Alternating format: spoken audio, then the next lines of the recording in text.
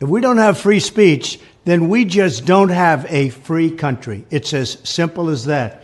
If this most fundamental right is allowed to perish, then the rest of our rights and liberties will topple, just like dominoes, one by one. They'll go down. That's why today I'm announcing my plan to shatter the left-wing censorship regime and to reclaim the right to free speech for all Americans. And reclaim is a very important word in this case because they've taken it away. In recent weeks, bombshell reports have confirmed that a sinister group of deep state bureaucrats, Silicon Valley tyrants, left-wing activists, and depraved corporate news media have been conspiring to manipulate and silence the American people. They have collaborated to suppress vital information on everything from elections to public health. The censorship cartel must be dismantled and destroyed, and it must happen immediately. And here's my plan. First, within hours of my inauguration, I will sign an executive order banning any federal department or agency from colluding with any organization, business, or person to censor, limit, categorize, or impede the lawful speech of American citizens. I will then ban federal money from being used to label domestic speech as mis- or disinformation. And I will begin the process of identifying and firing every federal bureaucrat who has engaged in domestic censorship, directly or indirectly, whether they are the Department of Homeland Security, the Department of Health, Human Services, the FBI, the DOJ, no matter who they are. Second, I will order the Department of Justice to investigate all parties involved in the new online censorship regime, which is absolutely destructive and terrible, and to aggressively prosecute any and all crimes identified. These include possible violations of federal civil rights law, campaign finance laws, federal election law, securities law, and antitrust laws, the Hatch Act, and a host of other potential criminal, civil, regulatory, and constitutional offenses. To assist in these efforts, I am urging House Republicans to immediately send preservation letters, and we have to do this right now, to the Biden administration, the Biden campaign, and every Silicon Valley tech giant, ordering them not to destroy evidence of censorship. Third, upon my inauguration as president, I will ask Congress to send a bill to my desk revising Section 230 to get big online platforms out of censorship business.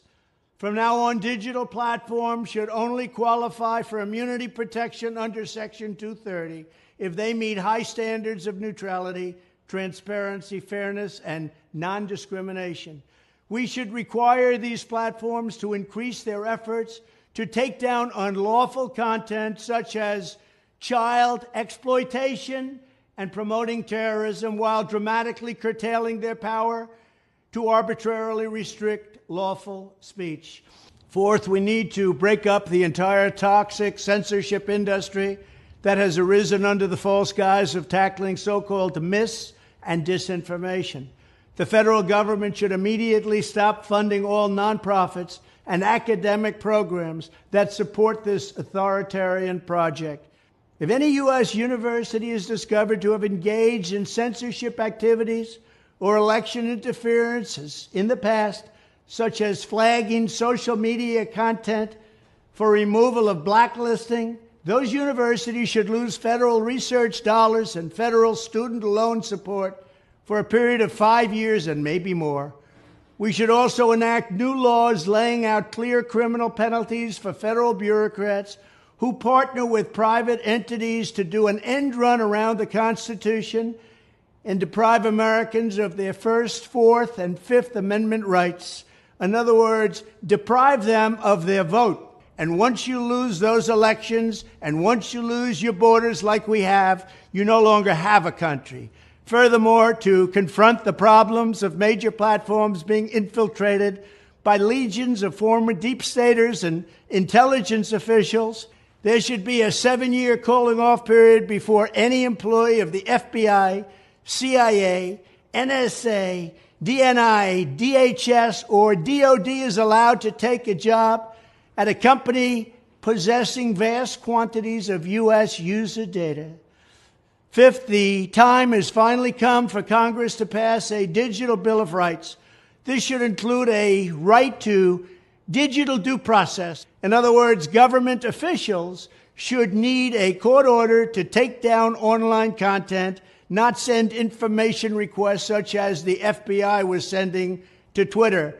Furthermore, when users of big online platforms have their content or accounts removed, throttled, shadow banned, or otherwise restricted, no matter what name they use, they should have the right to be informed that it's happening, the right to a specific explanation of the reason why, and the right to a timely appeal.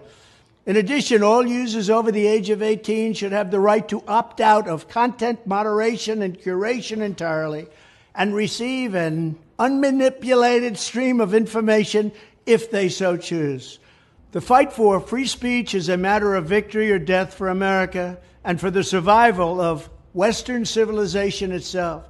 When I am president, this whole rotten system of censorship and information control will be ripped out of the system at large. There won't be anything left. By restoring free speech, we'll begin to reclaim our democracy and save our nation.